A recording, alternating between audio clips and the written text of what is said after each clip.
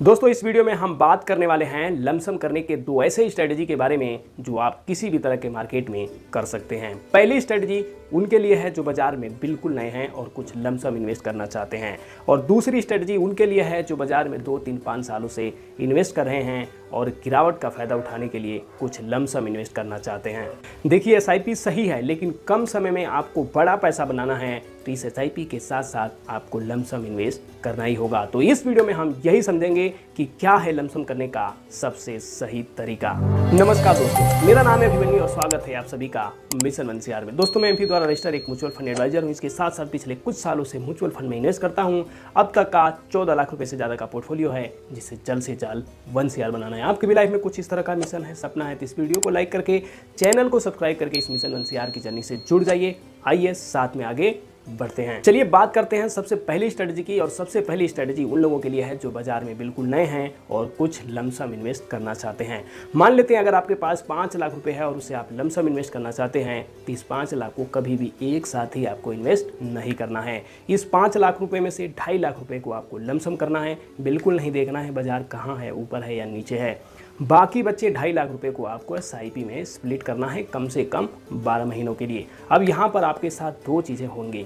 बाजार यहाँ से ऊपर जाएगा, 2.5 लाख पे आपको प्रॉफिट मिलेगा। बाजार यहाँ से नीचे गिरेगा तो आपको इन्वेस्ट करने के लिए आपके पास और 2.5 लाख है। अगर छोटी मोटी गिरावट होती है तो आपके SIP के माध्यम से इन्वेस्ट करती रहिए। वहीं अगर बहुत बड़ा गिरावट हो गया तो SIP बंद करके पूरे पैसे को लमसम में इन्वेस्ट कर दीजिए। दोस्तों मेरे ख्याल से म्यूचुअल फंड में स्टार्ट करने के लिए सबसे बेस्ट तरीका यही है।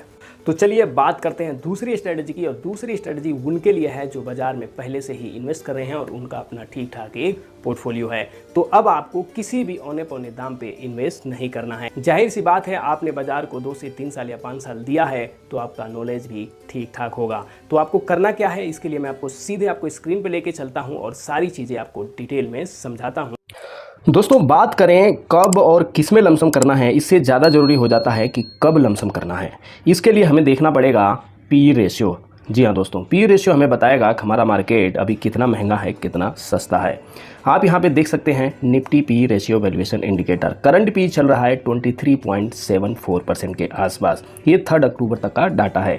नीचे आप इस चार्ट में देख सकते हैं कि अगर आप 14 से लेकर 21 तक के बीच में निफ्टी PE रेशियो रहता है और लमसम करते हैं तो हर हाल में आपके लिए फ़ायदेमंद की बात है।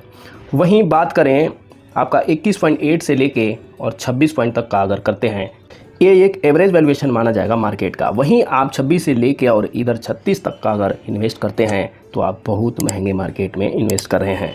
अभी इतना गिरावट होने के बाद भी हमारा मार्केट बहुत ज़्यादा सस्ता नहीं है। आप देख सकते हैं अभी भी ये येलो जोन में है। अगर थोड़ा बहुत गिरावट और होता है और ये आपका 21 या 22 के आसपास आ जाता है PE रेशियो, तब आप आंख मूंद के लमसम झोंक सकते हैं। दोस्तों सबसे बड़ा सवाल यही है कि लमसम इन्वेस्ट कर दें या होगी और गिरावट। दोस्तों मुझे लगता है अभी जो इजराइल इराक चल रहा है ये सबसे बड़ा रीज़न नहीं है। इजराइल इराक से सिर्फ क्रूड ऑयल पे फ़र्क पड़ रहा है और वो महंगा हो रहा है, इस वजह से भी सारी चीज़ें गड़बड़ हो रही हैं। लेकिन सबसे बड़ा फैक्टर मुझे लगता है चाइना है। FI की पिछले 4 सालों में सबसे बड़ी सेल गुरुवार को किया गया है और आपका शुक्रवार में भी भारी भरकम सेल किया गया है। तो इस तरह से ये सेलिंग प्रेशर और बनता है, और मंडे में अगर ये सेलिंग प्रेशर और ज़्यादा आता है तो मुझे लगता है बाजार यहाँ से और गिर सकता है। तो उम्मीद है कि आपने थोड़ा बहुत लमसम कर लिया होगा, कुछ पैसे ज़रूर बचा के रखे होंगे, और यहाँ से और गिरावट होती है तो आप लमसम के लिए तैयार रहना है। चलिए मैं आपको बताता हूँ कि अलग अलग म्यूचुअल फंड के हिसाब से आपको किस इंडेक्स को ट्रैक करना है, जैसे लार्ज कैप, मिड कैप, कौन सा कितना गिरे तो किस में हमें लमसम करना चाहिए। दोस्तों मैं अपना पर्सनली बताऊँ तो पिछले 2 से 3 दिनों में मेरा 50,000 रुपये उड़ चुका है। कमेंट बॉक्स में आप ये भी बताना कि पिछले हफ्ते में आपका कितना पोर्टफोलियो नीचे आया है, मतलब कितने हज़ार आपके उड़ गए हैं। खैर आपको अपने म्यूचुअल फंड ऐप में आना है, वहाँ पर आपको एक लिस्ट बनाना है, एक वॉच लिस्ट बनाना है इस तरह से, जिसमें आपका bank Nifty 100, Nifty mid cap 150, small cap 250। अगर आप लार्ज कैप इंडेक्स फंड में इन्वेस्ट करते हैं तो आपको ट्रैक करने की ज़रूरत है निफ्टी 100 को। निफ्टी 100 या निफ्टी 50 को भी आप ट्रैक कर सकते हैं। यहाँ पे अगर 4-5% का गिरावट होता है टॉप से, तब आपको लमसम के बारे में सोचना चाहिए। और फिलहाल कम से कम 4% से ज़्यादा की गिरावट तो हो चुकी है, तो आपको फिलहाल लमसम स्टार्ट कर देना चाहिए। लेकिन ध्यान रहे पूरा पैसा एक साथ नहीं लगाना है। वही बात करें अगर आप मिड कैप में इन्वेस्ट करना चाहते हैं तो आपको ट्रैक करने की ज़रूरत है निफ्टी मिड कैप 150। इस इंडेक्स में भी ठीक ठाक गिरावट हो चुकी है। अगर आप मिड कैप के फंड में इन्वेस्ट करना चाहते हैं तो आप इसमें इन्वेस्ट कर सकते हैं। अगर तो आप इन्वेस्ट करते हैं स्मॉल कैप में, तो हम सबके पोर्टफोलियो में जाहिर सी बात है भर भर के स्मॉल कैप है, तो आपको ट्रैक करने की ज़रूरत है निफ्टी स्मॉल कैप 250 TRI यानी टोटल रिटर्न इंडेक्स को। इसका अभी लाइफ टाइम हाई की बात करें तो 18,600 के आसपास है, ऊपर से इसमें 600 पॉइंट तक की गिरावट हो चुकी है। इसमें भी आपको इस समय थोड़ा बहुत जरूर झोंक देना चाहिए। इसके अलावा अगर आप इन्वेस्ट करते हैं मल्टी कैप फ्लेक्सी कैप में, तो आपको ट्रैक करने की ज़रूरत है निफ्टी 500। यहाँ तक कि अगर आप ELLS टेक सेवर में भी इन्वेस्ट करते हैं तो भी आपको इसी बेंचमार्क को ट्रैक करने की ज़रूरत है। इस बेंचमार्क में टॉप की 100, मिड कैप के 150 और स्मॉल कैप के 250 यानी टोटल 500 कंपनियां होती हैं। तो इसमें अगर आप इन्वेस्ट करते हैं, अगर मल्टी कैप फ्लेक्सी कैप में आपको इन्वेस्ट करना है, तो इस इंडेक्स को भी आप ट्रैक कर सकते हैं।